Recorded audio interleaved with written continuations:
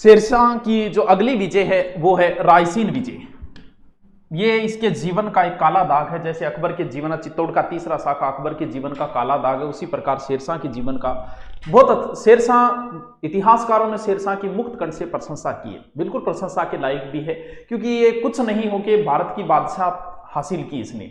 जैसे एक tempo driver का बेटा आईएएस बने तो प्रशंसा के लायक तो बनता है, और कानूनगों ने तो इसे धूल में खिला फूल भी तो कहा है। लेकिन शेरशाह ने जितनी चालाकियां की उतनी शायद किसी मुगल बादशाह ने नहीं की होगी। रोहतासगढ़ के किले में एक हिंदू राजा के यहाँ इसने शरण ली और शरण लेके उन्हीं को बाहर निकाल दिया। इसके बाद में आगे वाली घटना 1544 गिरी सुमेल का युद्ध, उसने चालाकी बरती। गिरी सुमेल के युद्ध में मात्र जेता और कुंपा दो ही बचे थे, फिर भी इसकी भिमरी बुला दी थी। सोचो उस युद्ध में ये चालाकी न बरता तो मालदेव इसकी लीड निकाल देता। चालाकियां बहुत बरती, और ये तो एक ऐसी चालाकी बरती है इसने कि इसके जीवन का एक काला दाग बताया जाता है। कहते हैं कि यहाँ एक राजपूत शासक था, रायसीन का पूर्णमल नाम था उसका। चलो देखते हैं। तो शेरशाह ने इस दुर्ग को पटना बसाया, या बिहार का में है। तो शेरशाह ने यहाँ पर कई दिनों तक घेराबंदी रही, और घेराबंदी के बाद ये दुर्ग को जीत नहीं पाया। यहाँ का शासक था पूर्णमल। तो इसने क्या किया, पुराण की कसम खाई कि पूर्णमल हम आपसे संधि करेंगे, वार्ता करेंगे, आप अधीनता स्वीकार कर लो और आपके सम्मान, जीवन और स्त्रियों की रक्षा की जाएगी। ये कुरान की कसम खाई, और इसके कसम खाने के जो गवाह बने थे वो कुतुब खां और इसका शहजादा था, इसका पुत्र था आदिल खां, वो इसके गवाह बने।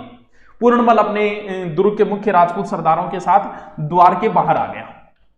कहते हैं कि यहां पर जो इस क्षेत्र के मुस्लिम वगैरह थे, मुस्लिम परिवार, वो रो रो कर शेरशाह से कहा कि पूर्णमल को सजा दो, और यहाँ के मुल्लाओं ने कहा कि तुम ये शपथ तोड़ दो। शेरशाह को मौका ही चाहिए था।